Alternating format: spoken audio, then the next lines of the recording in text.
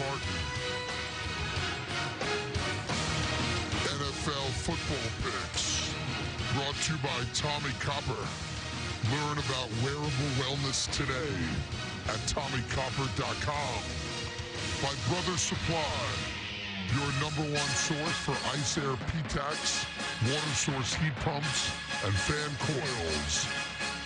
And by Angelo's, the best Italian restaurant at the Ridge Hill Shopping Center in Westchester County.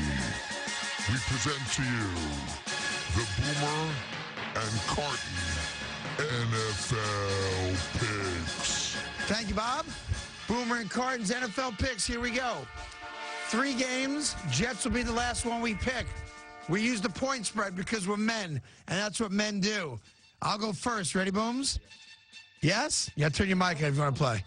You let me know when you're ready to play. I was drinking a cup of hot coffee. I'm sorry. Go ahead. Okay. Game #1 for me is a game that no one's going to look at, no one's going to pick, and they're certainly not going to take the side I'm taking if they do.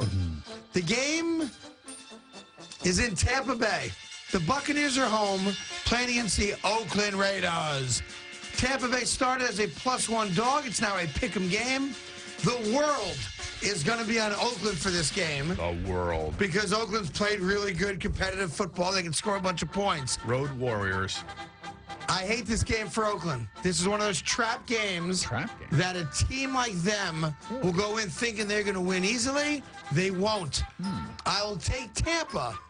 All I got to do is win the game, and I win. Lower scoring than you think. I like Tampa 21 and the Raiders 17. So this Tampa. It's a pick'em game, right? It is a pick'em game. Okay. Your first game is what? My first game is going to be down in Atlanta. Atlanta. Where the Green Bay Packers are visiting the Atlanta Falcons. And the Atlanta Falcons are favored by 3 points. That's kind of a common spread when you see for a home team. So you're telling you that these teams are relatively equal. And I don't think they're relatively equal. Because the Packers cannot run the football. And I don't see how they're going to run the football against a team that they should be able to run against in their building. And remember, Atlanta's coming off of that heartbreaking loss to the San Diego Chargers. High-scoring game. Right. But I think Atlanta will beat the Green Bay Packers by at least 4 points. Like a 34-30 game, 31-27 type game. All right. And I'm going to take the Falcons at home. Falcons at home to cover the 3. Over-under in that game is 52.5, so they're expecting a lot of scoring, as you might imagine.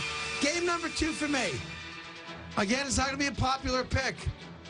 Because I've been on the Detroit Lions all year. Go the D train. I've been money good with them. I'm going against them. Taking the Houston Texans, laying 2.5 points at home to the Detroit Lions, who had one of the great last-minute wins of the season this past weekend. I've made a lot of money on this show picking the Lions. Now I go against them. I think it's one of these games, again, on the road, coming off a miraculous win that no one saw coming. Love Stafford having a great year this year, a Pro Bowl type year. But I'll take the Texans at home. I'll lay the 2.5. I like the fact that the money's on Detroit. That's what's called front runner money. Oh, they've won a couple games. Let's back them. It's like in fantasy. Everyone's going to want J.I. from Miami. He ain't running for 200 yards this week. Take him. You'll lose. I'm taking Houston, and I like him to win 27-20 over the Lions. Boomer, game #2.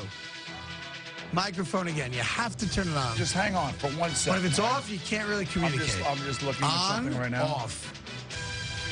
Okay. You ready? I'm ready to go. You ready? Are you ready? Bring it. You sure you're ready? Bring it. All right. If you take J.I. this week, that's not going to be good because I believe they're on a bye. So there you go. Even another reason not to take him. All right. I'm going to go down to Big D, Dallas. Dallas Cowboys are back. They're coming off of their bye week. Actually, the NFL missed them last week. They're an interesting team, a fun team to watch. But so are the Philadelphia Eagles. The Philadelphia Eagles defense under Jim Schwartz showed up last week. I think they'll show up again this week. They're an underrated bunch, I would say. I am going to take the Eagles with the 4 points down in Dallas. They will keep this game close. These two teams know each other, 2 rookie quarterbacks. I got to believe that 4 points gives me the win with the Eagles over the Sunday Cowboys. Night? Is that the night game? I believe it is. So you're taking the Eagles and the points on the road against the upstart Dallas Cowboys. And now it's time, ladies and gentlemen, for the New York Jets and the Cleveland Browns. We've talked about it all week long. Could I see the Jets losing this game? You betcha. Could I see us coming to Monday morning miserable? You betcha. Did I see Ryan Fitzpatrick throwing 3 interceptions? You betcha. That being said, I'm going to be a sucker. I'm going to take the New York Jets. I don't feel good about it. I get no joy out of it. I can see them winning by a point, to be honest with you. That being said, I'll take the Jets. Jets 20, Cleveland 13. Jets win, Jets cover. Hoorah. Well, Josh McCown's back under center for the Cleveland Browns, who are scoring, by the way, more points on average per game than the New York Jets. And a lot of that has to do with late game touchdowns and things of that nature. When I take a look at the Jets last week against Baltimore Ravens, I saw the real defense finally show up against a struggling offense, and that's what I think we're going to see this week. And I also think that the Jets should be able to run the ball to the tune of 120 to 150 yards, control the ball, and I think Fitz playing pissed off is a good thing. I'm taking the Jets to cover here. This is where they get 2 in a row, all of a sudden start feeling better about themselves, get to 3 and 5, and they move on. So I like them 30-20 over the Browns. Time now for the Boomer Esiason tease of the week. Bring it, baby. All right, I'm going to go out to London. I'm going to take the Redskins plus 13. They're obviously underdog by 3 points. I'll take them to stay within 13 points of the Bengals. That's against the Cincinnati Bengals, okay. Right. I'm going to go down to the Raiders-Bucks game as well. I don't necessarily see it the way you see it, because I do think the Raiders, who stayed in Florida, by the way, and practiced, and I always think that's a good thing for a team to do. You're away from home. You're away from all the distractions, and you're together, and they're winning on the road. They feel really good about themselves. Sure. I like them plus 10 points against the Bucks. I don't blame you for taking the 10. That's fine. All right, and then I'm going to take the Colts at home. They are playing the Kansas City Chiefs. The Chiefs are favored by 2.5, and they should be. Yep. In Indianapolis, I will take the Colts plus the 12.5, simply because Andrew Luck is a tremendous football player, and he will at least keep this game within the 12.5 at home. Tease me. Craig's Lock of the Week brought to you by Top Lock Locksmiths and Security. The lock will be the Houston Texans over the Detroit Lions. That's the lock of the week. Let's lock it up. That's right, baby.